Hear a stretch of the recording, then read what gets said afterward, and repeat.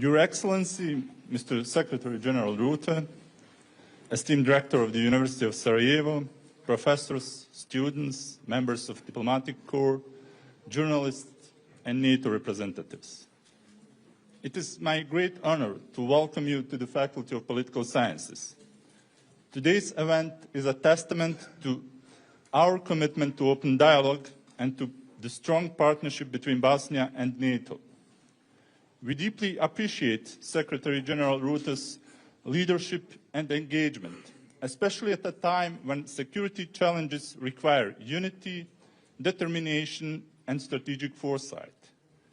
While public opinion in Bosnia-Herzegovina may differ on certain aspects of NATO integration, a clear majority firmly supports the country's Euro-Atlantic path. NATO has been a key pillar of peace and security here, playing a decisive role in ending the war and securing the Dayton Peace Agreement. The alliance's continued presence remains essential in preserving that peace, especially now when we are witnessing deliberate attempts to undermine the country's constitutional order and push Bosnia toward instability. At this critical moment, NATO's engagement is more important than ever. The recent opening of NATO's political cell in Bosnia is a significant step in strengthening cooperation and institutional resilience.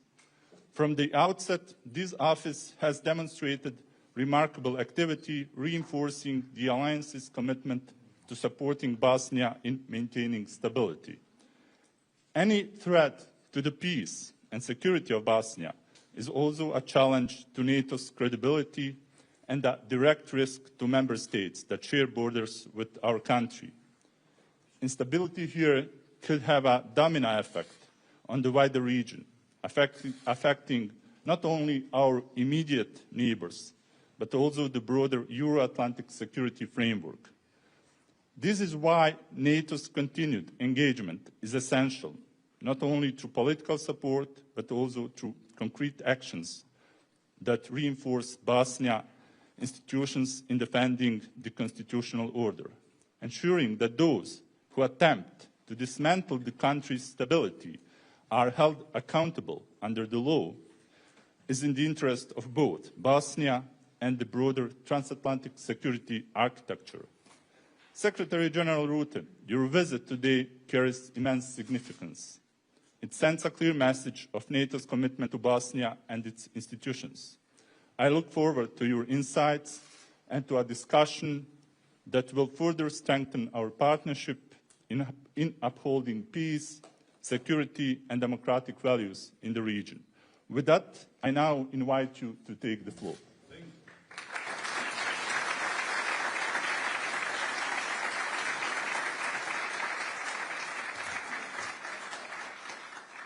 Well, thank you, Professor Trusalo. It's great to be back in Sarajevo and to see the students from the university, as well as, I believe, from Mostar and Istočno Sarajevo. So, welcome to you all. Sarajevo is a beautiful city at the crossroads of cultures, where the past and the present come together.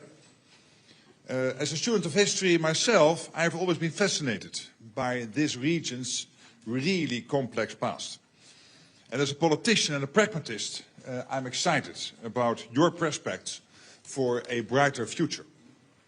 I visited Bosnia-Herzegovina just over a year ago, together with my good friends, Commission President Ursula von der Leyen and Croatian Prime Minister Andrej Plenković. And I was here then in a different capacity as Dutch Prime Minister, and of course with a different mandate, to urge your political leaders to press on with the reforms necessary for the EU accession negotiations. But my message was the same.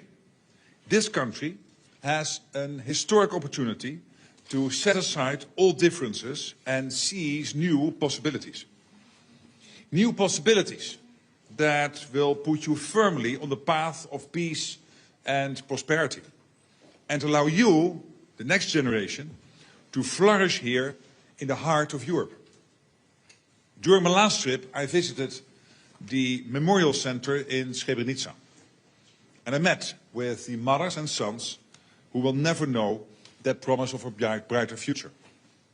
It was a deeply moving experience and a tragedy that forever connects your country and my country. But while war defined your past, it should not determine your future. This year we mark 30 years since Srebrenica and 30 years since the Dayton Peace Agreement ended a conflict that cost over 100,000 lives across all communities. Dayton might not be perfect, but it remains the cornerstone of peace in Bosnia and Herzegovina. And it must be respected by all sides.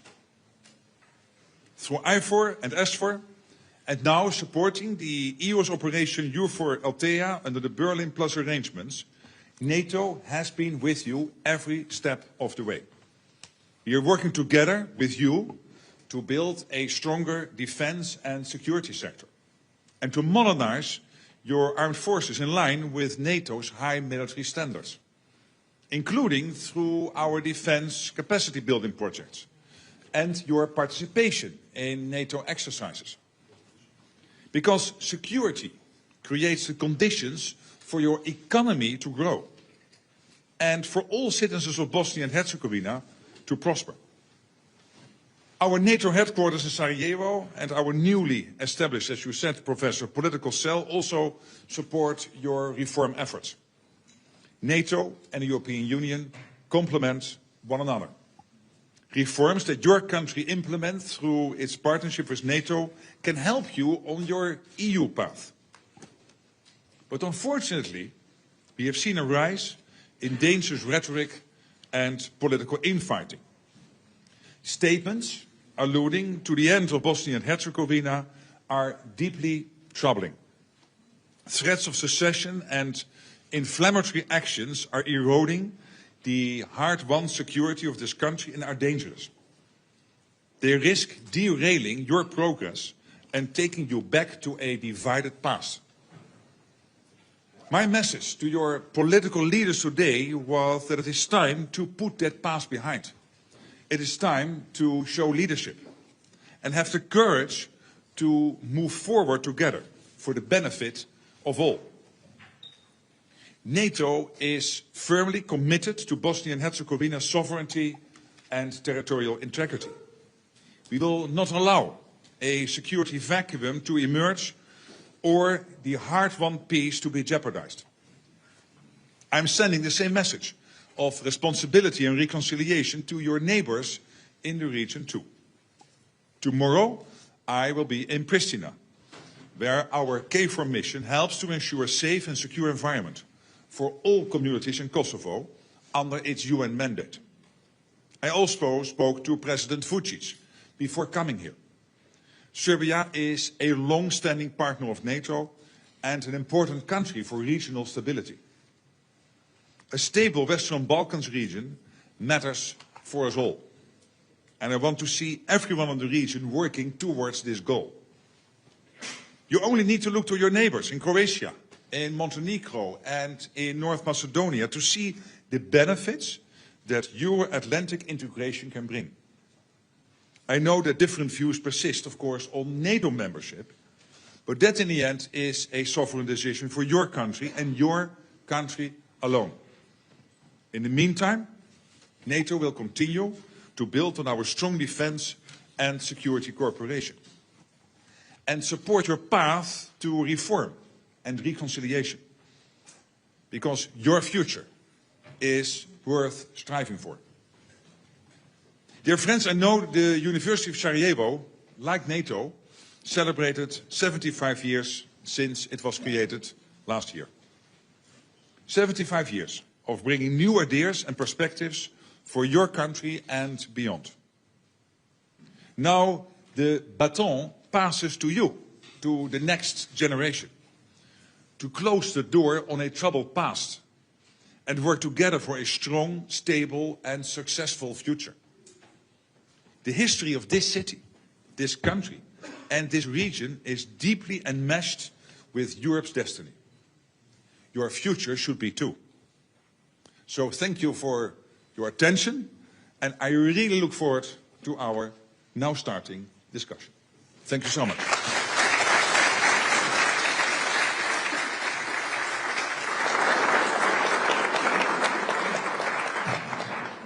To use the time efficiently, we will open the floor to the students' questions. So, please.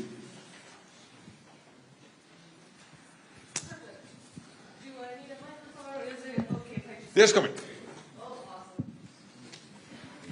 Hello, everyone. I want to say good afternoon to everyone here present in the amphitheater and to the respected Dean and Secretary General. Your Excellency, I want to begin by offering my warm welcome to Sarajevo and a huge thank you for the Alliance's continued support in Bosnia and Herzegovina's sovereignty. And it's like you stole the words from my question. My name We is have Dia. prepared together. So, Exactly. yeah. My name is Dia, and I'm a student at the Faculty of Criminal Justice and Security Studies here at the University of Sarajevo. And as a part of the next generation of leaders, I was one of the NATO Student Challenge winners and speakers at the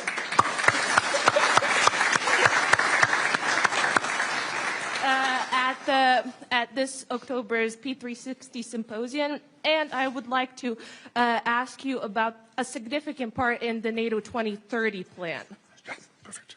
2030 plan. Amongst global threats and emerging challenges in security, the plan addresses the importance of younger generations in the process of decision-making. So in what ways do you see NATO collaborating with local governments in the Western Balkans to involve young people in security and defense efforts, helping them see themselves as a key contributor to regional peace? Thank you. Very good question.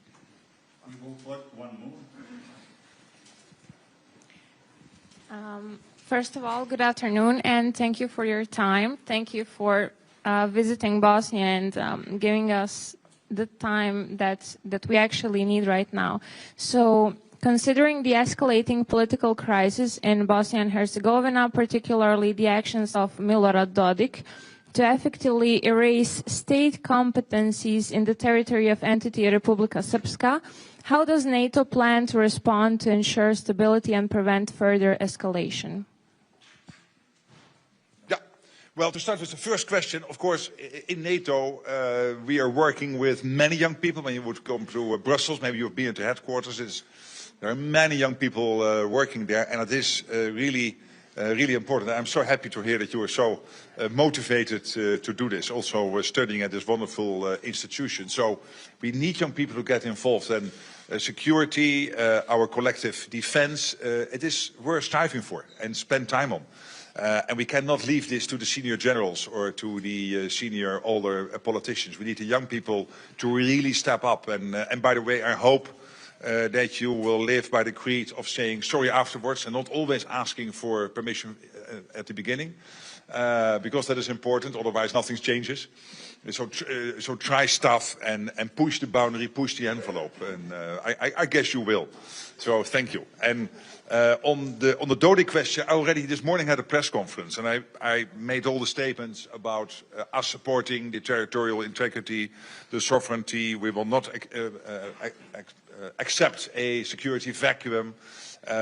We want to work with Bosnia-Herzegovina to really further the NATO Bosnia-Herzegovina Security Cooperation, of course. And we call upon all people here to accept, when state institutions come to certain verdicts, to accept them, including upholding the office of the High Representative and the Dayton Peace Agreement. Having said that, this is not the whole answer, because there is more, and that's what I also very much stressed this morning, and that's about leadership. Because I know that some senior politicians here are irritated by the office of the High Representative, so you can endlessly debate it. But why have stuff coming there? But why not solve it before it gets to the High Representative? Because then you really take the power of this country back in your own hands. And this was basically my challenge to the Troika, the senior, the presidency, the three members of the Bosnia-Herzegovina presidency, saying, well, I know you are hugely divided on many issues, but you are the only show in town. Because you can point to whatever direction, but you have to do it. And I know them all three very well, or two of them very well, the chairwoman And the Bosniak member, the Croatian member, I've met a couple of times, but they all three, I think, have what it needs to do it. But then you have to sit together, you have to dialogue, and you have to take this country forward. That's really crucial. And don't delegate this to a high representative. And when you ask me, of course, I will uphold that office. I will fully say that I am behind it because it is an integral part of what we got out of Dayton. But it cannot be the whole answer. So stop quarreling was my message and start taking the leadership of this country in your own hands. And I think the three of them could do that.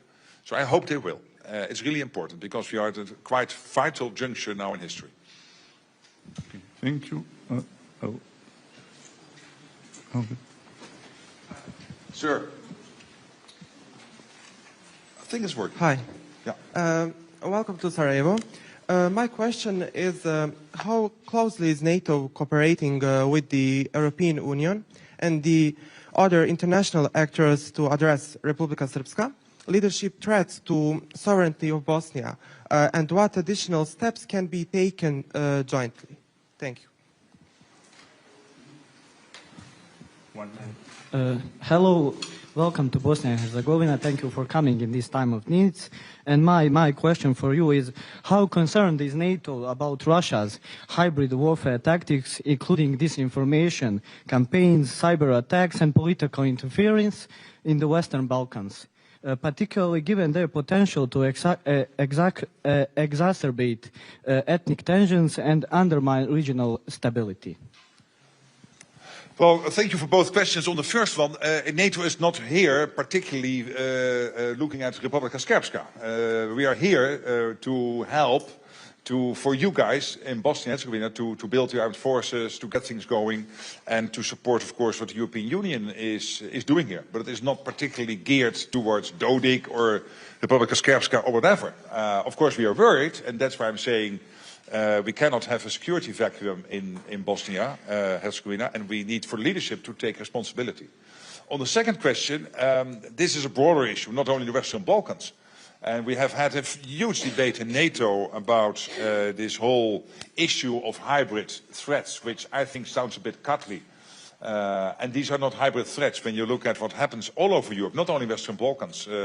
The cutting of undersea critical infrastructure in the Baltic Sea, the assassination attempt of the CEO of Rheinmetall, the undercutting by cyber attacks of the National Health Service in the United Kingdom, the jamming of commercial planes on the eastern flank of NATO. This is all taking place, and this is why, as an alliance, we are really stepping up now. To make sure that we not only register what is happening, but also then act upon it. And that can be sometimes in an asymmetrical way, it can sometimes be direct. But for example, what we have now done in only 6 or 7 days, we brought together this Baltic Sentry mission in the Baltic Sea. After, on the 25th of December, this undersea sea cable was cut between Finland and Estonia. And we had a summit meeting early January on this. And here the interesting thing about NATO is that it can be sometimes a bit bureaucratic. But I found out that when the Supreme Allied Command in Europe launches something which is called an activity and not a mission, that we don't need 32 countries to approve. So from now on, we will only have activities and no missions. No, I'm kidding. But this one was really successful because it was brought together in only 6 or 7 days. It was under his remit. He could organize this, and I fully applauded it because we have to react faster, and the Russians hate it. All the evidence we are getting is they hate it because they see this, the EC, the Baltic Sea, whatever you call it. They also see it as their sea, which is logical because, of course, St. Petersburg is also... that port is also connected, of course, to the Baltic Sea. But it's not only their sea, it's also our sea. And when ships from the Shadow Fleet are cutting critical undersea infrastructure, we have to act. And that's what we're doing now. So this is an example of how we have to do this. Yes, Western Balkans. Yes, sometimes hybrid threats, sometimes all these kind of campaigns. But it is happening all over NATO territory. And we have really to get a grip on this, and we are doing it now. Thank you. I should look at you. No, at you. This was your question. Yeah, two of you. Yeah.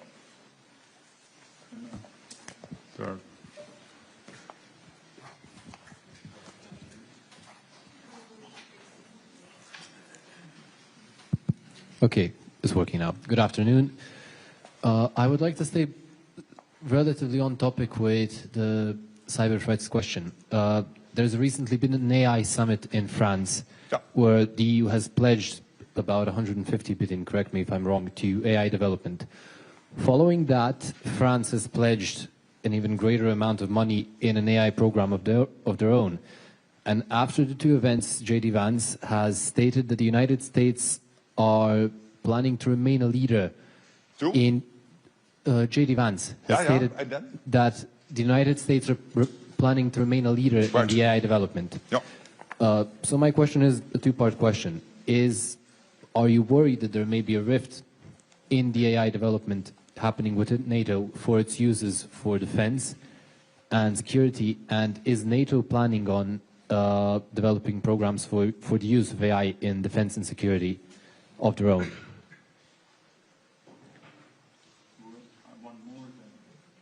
Okay, good afternoon. I hope that you will enjoy staying in Bosnia and Sarajevo, regardless of the topics that you are for in Bosnia.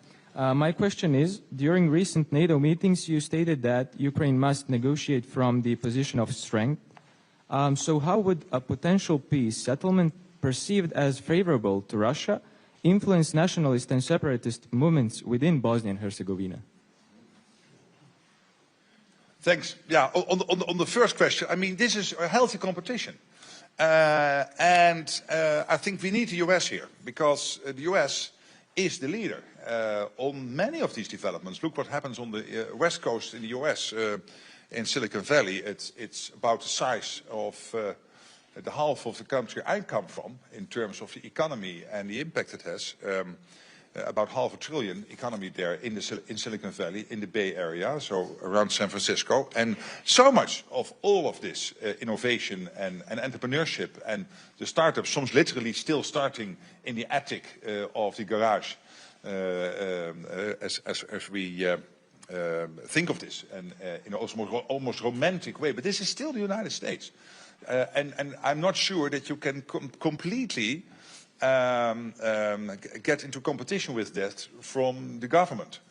I'm not so sure. And in the EU, sometimes people think that huge government investments will somehow then bring you into competition with some of these entrepreneurs. You need both, by the way. You need, of course, investments in your, like here in Sarajevo, in the university and other knowledge institutions. You need that.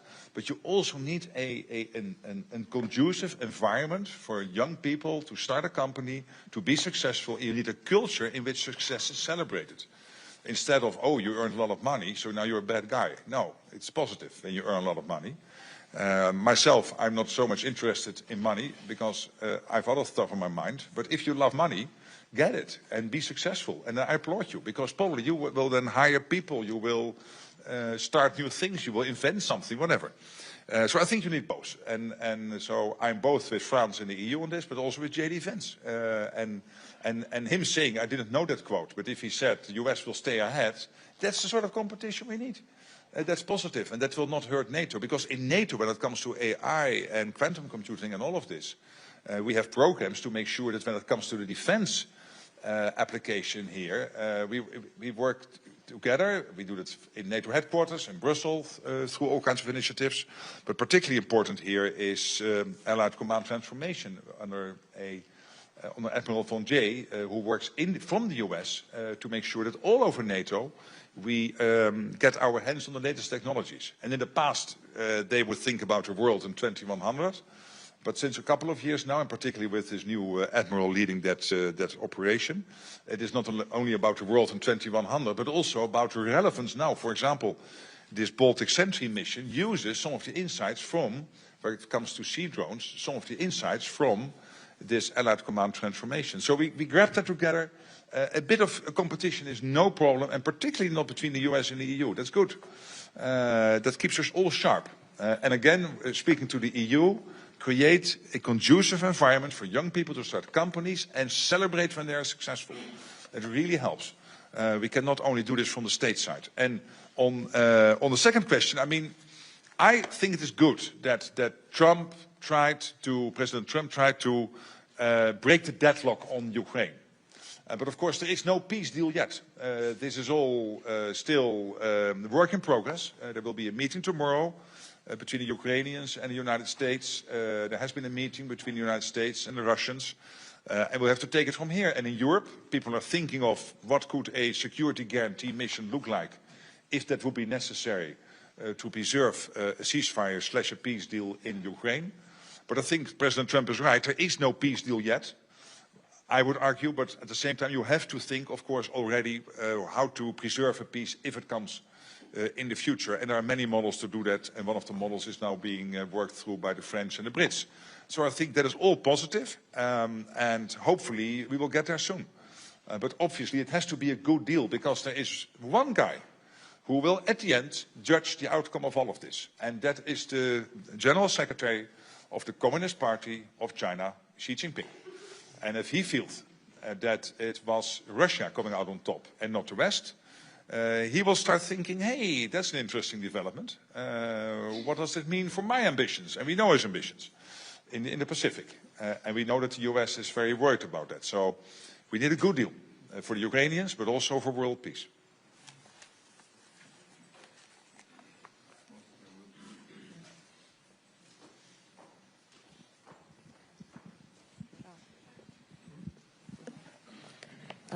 My name is Ayla, and first I would like to thank the faculty's management for providing students lectures. Speak louder, a bit louder.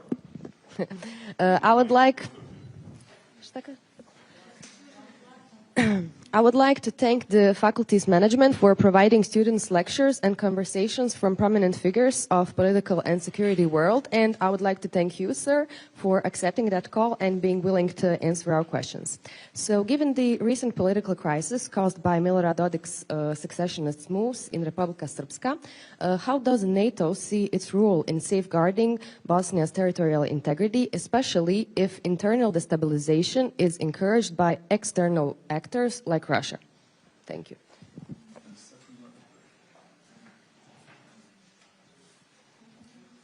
Greetings and welcome. I have one question. Who is that? Here. Yes. Again, welcome. I have one question. How can we prevent the spread of fear? I mean, we have the situation in the eastern part of Bosnia, in the Republika of Srpska, that those Bosniaks who are returnees are fleeing in fear. I mean, we have like 40 people fled from eastern Bosnia in fear. How can we stop that? Thank you. Yeah, well, the two questions are a little bit on the same subject with different angles. And again, first of all, it's up to you. This is a sovereign country. So it's up to the Bosnian leadership to deal with this. And that was my message this morning, because I am always a bit amazed, sometimes a bit puzzled, that when you speak to senior Bosnian-Herzegovina politicians, that they start to question you about Dayton, yes or no, about the High Representative, yes or no.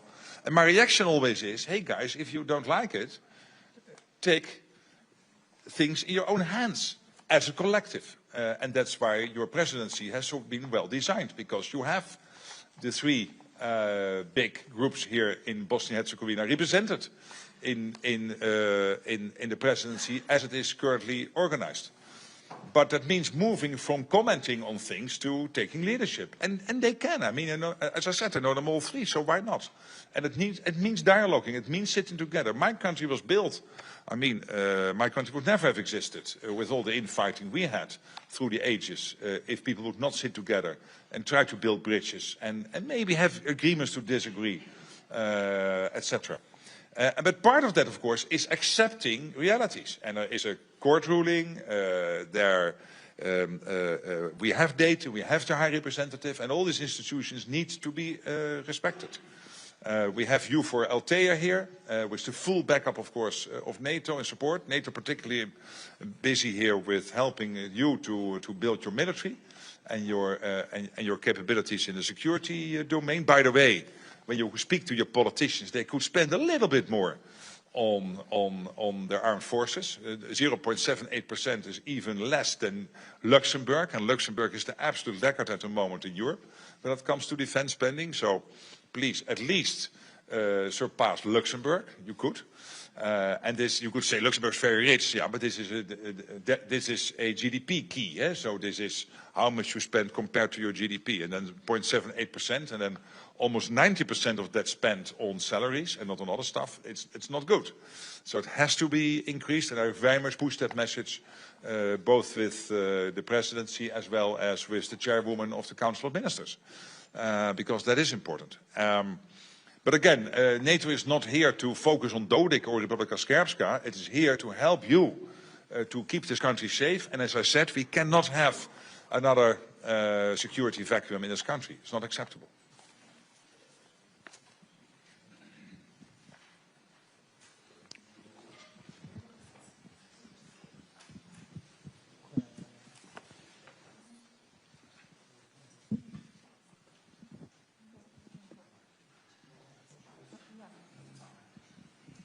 So, hi, hello, can you hear me?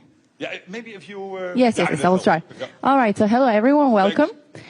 My question is, I completely agree with you that our leaders should take the leadership and try to find a solution together out of this and not rely that much on the international community. However, the Dayton Peace Agreement and the constitution of the country, especially the power sharing, the ethnic power sharing that we have, I believe makes it a bit difficult for the 3 presidents and 14 governments to take a joint leadership. So do you think that maybe a modification of Dayton with the assistance of the international community would be a way to help the country, the young people, etc.?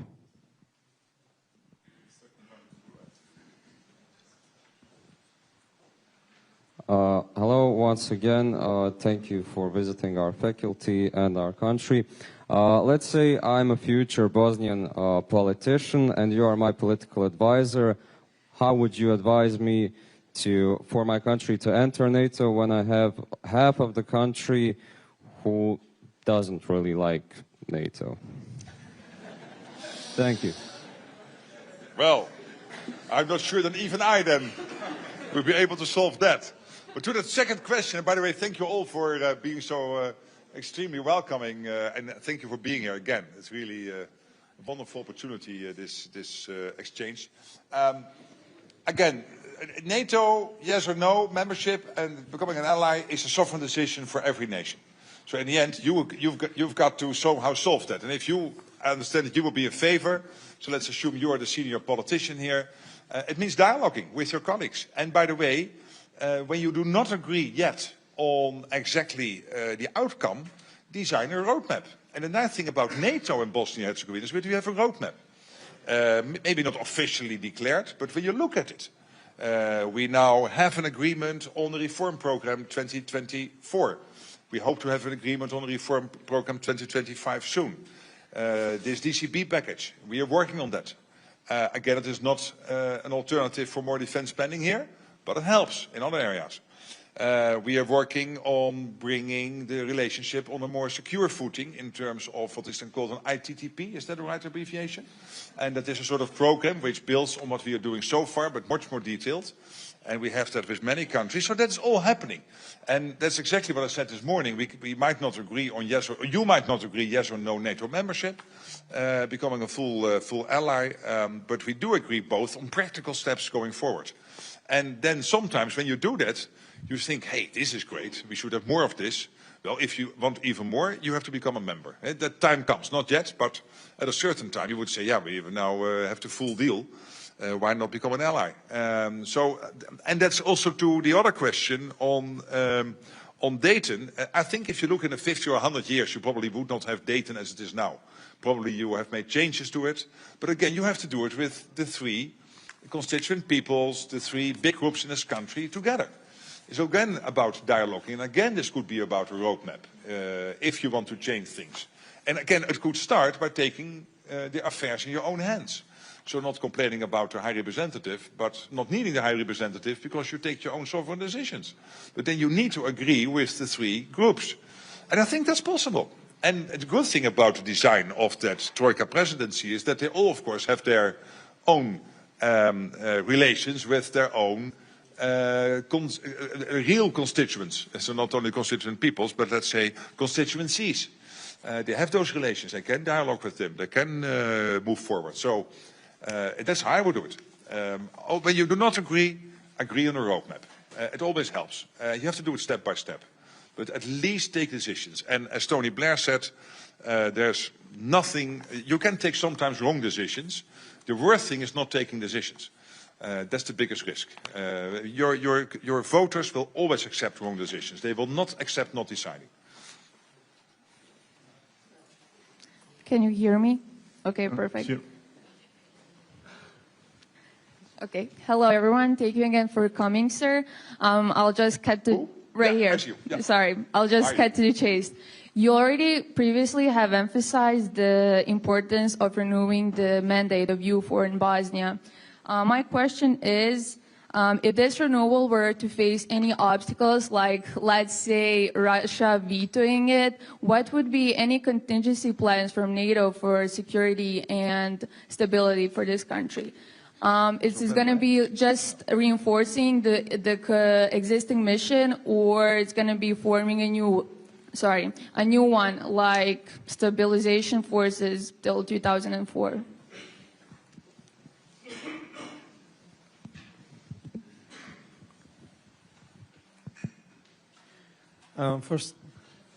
First of all, welcome to Sarajevo. My name is Yahya. I'm a student of the Faculty of Criminology. So I guess, first of all, young people in Bosnia are currently concerned about their safety due to some anti-constitutional actions from Republika Srpska. So can you please convey this to our partners? I guess my question would be, is there any reason for people to be concerned about the potential war conflict in Bosnia and Herzegovina? And in that case of a potential war conflict in Bosnia, how would NATO respond? Would NATO be in support of Bosnia in that case? Thank you. And yeah, both are what-if questions. And what I found today with all the senior politicians I spoke with, nobody wants a return to the 1990s. Nobody wants that. And as I said, NATO would not accept a security vacuum. So nobody wants that. And the European Union, EUFOR is here to help you guys to make sure that this country is as safe and as stable as possible. So obviously, if, for example, on EUFOR, if that would not work out, I think it is in November up for re-election, Tom, I think, in the Security Council. Last November it went well. If not, I will not here then speculate about what then might happen, because I'm fairly cautiously optimistic that when it was, we were able to continue it last November, we will do it again in November this year. And if not, we will sit together and make sure that we find a way out. But I don't think that will happen. There is widespread support for what EUFOR is doing here. And as you know, last week, the European Union announced to invest even more in EUFOR. And make sure that given the situation, wherever necessary, they would put extra people in. So that's all very positive. So I would not speculate about that. And the same about if things go wrong here in terms of the security situation. Yes, there are tensions now about Dodik, about Republika Srpska, I know. And that's why I'm calling upon everybody to stick with legal court rulings, the legal procedures, the political traditions you have established in this country, because in the end it will be the institutions and the leadership of the politicians filling those institutions which prevent this spinning into more than a political issue. It should stay a political issue and it should be solved. But in the end, I strongly believe that before you come to some international body or to a high representative, that it should be your pride and your wish and your sovereign right, by the way, to decide it yourselves. But then you have to agree with the three groups. And again, I cannot think of a better body than that presidency, which then presents itself to the people instead of presenting their disagreements to the people.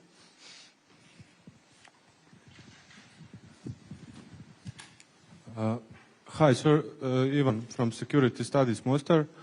I would like to ask you if event of realization of possibility announced by President Trump about exiting NATO, what would be your vision about life of NATO in future? Thank you.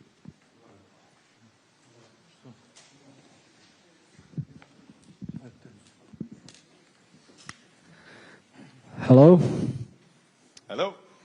I'm Arne Selic from International Relations and Diplomacy in Faculty of Political Sciences in here. You have talked a lot in your previous answers about the need of collaboration, of working together in the presidency between free ethnic groups and all of that, and that's the only solution possible.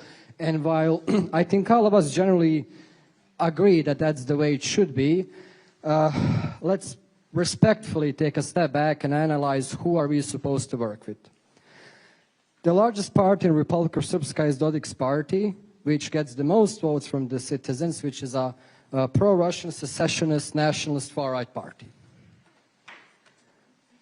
Would you go to Germany and say to their citizens, well, you should work with AfD because, well, you know, you should collaborate?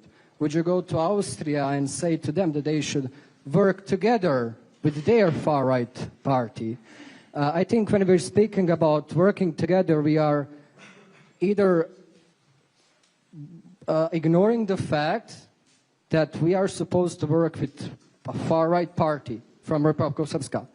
Do you honestly see a way of doing that? How do you envision that working together in the presidency? I mean, do you really honestly see Željka Cvijanović and the other two members of presidency agreeing? Do you really see the parties in Republic of Srpska agreeing with stuff that is beneficial for the state of Bosnia and Herzegovina? But what is then your solution? Well, currently our best bet is working with the opposition in Republic of Srpska. Arguably, they are not far better, but yeah, that's currently like the best bet, working with anybody that is not Dodik. But you can see that we do still have a problem. But do you think that they will be very enthusiastic to work with you if you talk about them like that? Well, I'm not saying extreme right wing, and even the opposition is worse, etc. You're saying all that. But they are that. I don't know. I'm not an expert, but I don't think it is a good start. But they are that. They are right wing party. They are that. I mean, just because. Yeah, they are that. I'm not saying anything that's not correct. Now, just because they are not willing to work anyway. We are starting from a supposition that those parties are willing to work for the benefit of the state. Dodik is never going to work for the benefit of the state. So we have already tried that. I mean, those who follow the political situation can see that, for example, the Troika from the Federation, they have tried to work with Dodik. That has also failed. So it's not like we haven't tried the recipe of trying to work together. But that obviously isn't going well. But at the same time, you cannot 30 years after Dayton still leave it to Mr. Schmid from Germany to decide. That's strange. That's not a sovereign country. So I support his position, again, that you don't misunderstand me. I think it is good that the High Representative is here, full support.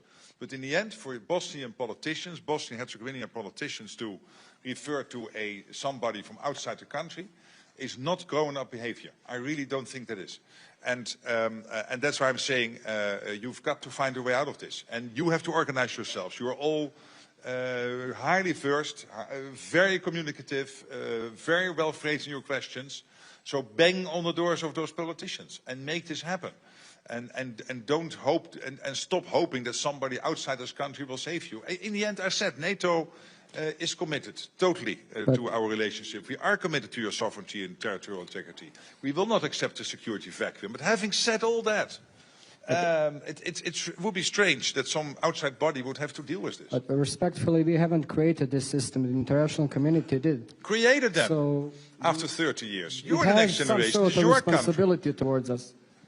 created. It is your country. Hey, on the Donald Trump question, he made clear last week 3 times, again, that he is committed to NATO, committed to Article 5.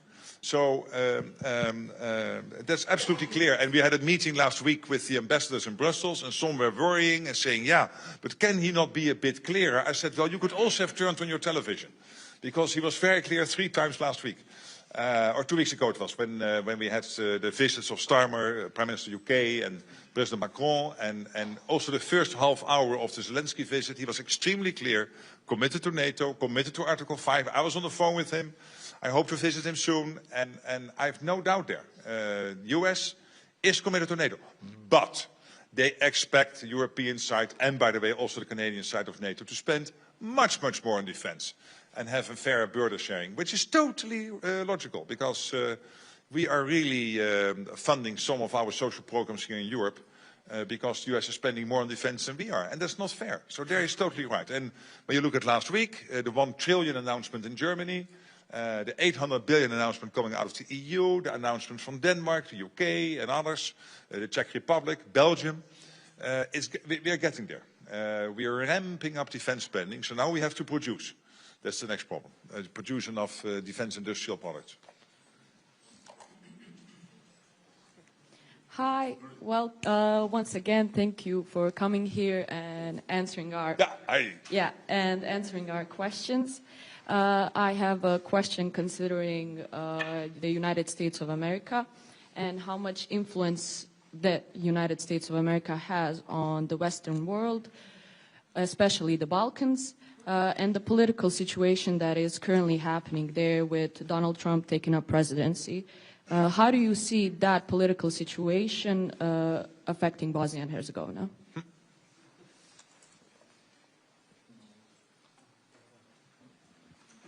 Give the mic to the other side. Hi, it's an honor to have you here.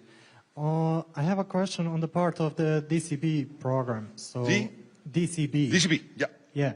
NATO and other partners are committed to invest in our armed forces, BIH. I have a question on the DCB. It's a 54 million euro investment plan for BIH. Is it possible to take some part of the money, invest in our homemade defense companies, so we produce, make jobs, and etc., stronger armed forces for our country? So is it possible to some defense companies from NATO to have here with our defense companies make a mutual agreement like? Of course, I would know the answer, but I want to make sure that the team is involved. No? Right.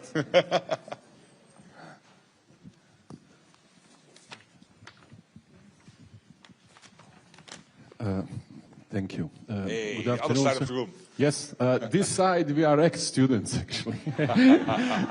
Okay, thank you for coming, and it's really an honor to be here with you. Let me share my biggest concern regarding EU4 actually. Dodik has already proposed that the EU4 should be deployed on the entity line in order to, as he said, prevent a conflict that actually no one is announcing at the moment. On the other hand, my opinion is that deployment of EU forces on the entity line would create actually a new factual situation on the ground. That's one thing. And the other thing is that it could actually protect the secessionism in a one way. And my opinion is that that way we could easily end up here as a Cyprus. So could you tell us what is your position in that hypothetical situation? Should it be bring it that way? It doesn't matter if it's EU4 or NATO. Thank you. Thank you. Well, on the first question, US and Bosnia-Herzegovina, history made the United States the leader. But this leader has made clear, and I understand completely why, that they have to pivot more towards the Indo-Pacific. And they expect us here in this part of the world to take a fair share of the burden. And as I said, with all the money now being invested in defense last couple of weeks, all the announcements, that is no doubt going to happen. But that means that going forward, the US will play a big role in Europe, will play a big role in the Western Balkans, and will be very relevant. And always is my impression and my experience with the US trying to balance as much as possible all the security interests we collectively have. So I'm optimistic about that. About the DCB, I don't think you can use money to invest in your own defense industrial base. I think that really has to come from the state budget. And again, 0.78% is a bit low. So call your politicians and spend more. What we are doing, of course, through the DCB is strengthen capabilities in areas like crisis management. I would know this by heart, of course, but I just want to make sure that the people making these Q&As know that I use them. The capabilities in areas like crisis management, cyber defense, countering terrorism, enhance the armed forces of Bosnia and Herzegovina's interoperability with NATO. And this year we launched programs of activities in a number of domains, including counterterrorism, cyber defense, air evacuation, military police, and crisis management again. So that's good, but not this is not moving money from one budget to the other. Yeah, then to your question, there's press in the room. It's not a closed session with just a few people where you can start to think of what if, and then what if, and then what if. So I'm a bit hesitant on going into all these what ifs, because then it is not that I'm complaining about journalists, but they rightly would then write down, hey, Rutte was speculating that if this happens, then that, and then such, and then so. And I still think that we will be able collectively to solve all of this if cool minds prevail and we stick with some of the rules we collectively agreed on, and also in the interest of not going back to a situation we faced 30 years before. And EUFOR really plays a big role here. And NATO, of course, is smaller in setup, but still very much involved in Bosnia and Herzegovina through the various activities we have here, working closely with EUFOR, so EUFOR Althea. So I'm optimistic, but I won't go into some of the things you just mentioned, because that would really bring me into 3 levels down of what ifs. Just 2 more questions, but now from the journalist, and we have actually to finish. So. The journalist, if they want to. Yep. How do we know whether he is a journalist or not? How does a journalist look like?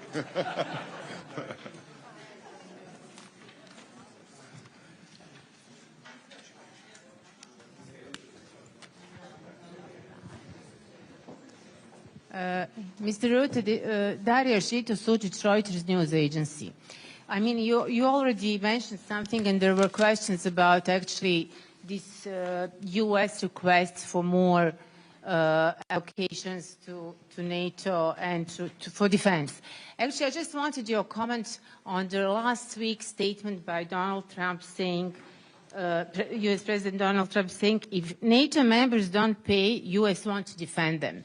Does it mean that there will be differentiation between the NATO members regarding how much they are giving, how much of, percentage of GDP they are giving for defense? You yourself mentioned 0.7, probably from Bosnia. But, there are some NATO members who are giving less than 2% of GDP, which is now, or 3.5%, which will be required very soon. So does it mean actually that their defense, if they are attacked, will depend, actually the U.S. support in defense will depend on how much money they will give? I mean... Maybe going into... yeah, sure, yeah. Can I? Yep. Yep, that's me. My name is Mirza Softic. I'm here, yeah. Oh, yeah. My name is Mirza Softic, Al Jazeera. The journalist as well. Welkom in Bosnia. Het is mooi om u hier te zien. Hey, dankjewel. Yeah, maar I'll continue in English because of the others. I used to live in the Netherlands for quite a while. And I don't know any prime minister but you.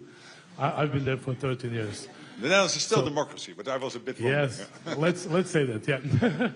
So my question is, we actually hear all the time the phrasing, partnership with NATO, working together, working on this, working on that. but we don't hear anymore going towards NATO membership, both of Bosnia and Kosovo. So I would like to ask you clearly, are we going towards NATO membership or are we not going towards NATO membership? I know it's up to us, but what do you think? Are we going or not? Both Bosnia and Kosovo. Thank you.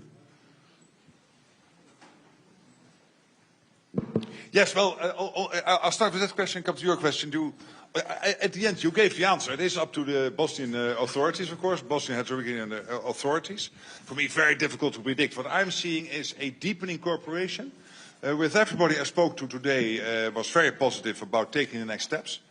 And we all agreed that where there is a disagreement about yes or no applying for full membership, for becoming a full ally, a full-time ally of NATO, that it doesn't make sense to discuss that, but to indeed stick with the immediate future, which is building on what we have.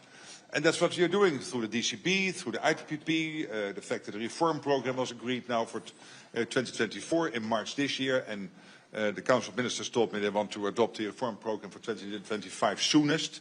So I'm positive about that. And then we'll take it from here. And I cannot, I cannot predict the future. But I think this is good that we do this together, but it's very difficult to predict exactly what happens. And on the question of spending, I mean, Donald Trump has been very clear on that he expects the Europeans and the Canadians to do more. By the way, he started this in 2016, when he became president in 2017. And he was very successful in his first term in ramping up defense spending in Europe, and since he became president again, the numbers coming in now are really staggering. As I said, Germany. When you look at the announcement the incoming coalition has been making last week, that was more than the Zeitenwende of 2022. It's about 10 times the Zeitenwende. When you add it all up, it is 1 trillion, I believe. The Zeitenwende was 100 billion. So this is an amazing amount of money, an amazing new development by the Germans, probably also having a huge impact in positive sense on their economy, because it is not only defense spending, but also infrastructure and all that. I really, the defense part, or the other part, of course, NATO has no position, but I think it is, that people will like it in Germany, but the defense part, I really applaud. The European Union, the 800 billion package, agreed in 2 days. It was announced on Tuesday, and on Thursday, the European Council agreed. Well, I know the days when this would take you a year and a half to agree on half of this, and now it happened in 2 days. And again, all the other countries. So he has always been completely clear. We need to spend more because the security situation has changed, particularly now with Putin and Russia ramping up defense production, but also China becoming more and more of an adversary. Look at their navy is now bigger than the US Navy. One of the issues, by the way, Trump mentioned in his State of the Union, that the US should start building Navy ships again. Yes, and European companies can help. But that means making some changes to the rules in the US, one of the things we are discussing. So this is positive, and the overall defense spending is positive. So, and the ones not on 2%, I told them, I said, you've got to get there before the Hague Summit. Not in 2029 or 2031. You have to do it before the Hague Summit, and I'm happy to see that now, for example, Belgium has said we will be there before summer, and some of the others I really hope will follow. And then we have to decide in The Hague based on an assessment of the security situation, which we are making currently, the so-called capability targets and the gaps coming from that, what the new number should be, and it will be much, much more than 2%. Considerably, I think, more than 3%. But for an exact, precise decision, we have to wait a couple of weeks, maybe 1 or 2 months, and hopefully before The Hague we can get there. But the ones not on 2% really have to get there. So, Mr. Secretary General, thank you for spending this hour with us and for engaging with the students. I hope that your next visit will be under better circumstances here in Bosnia and Herzegovina. Thank you very much.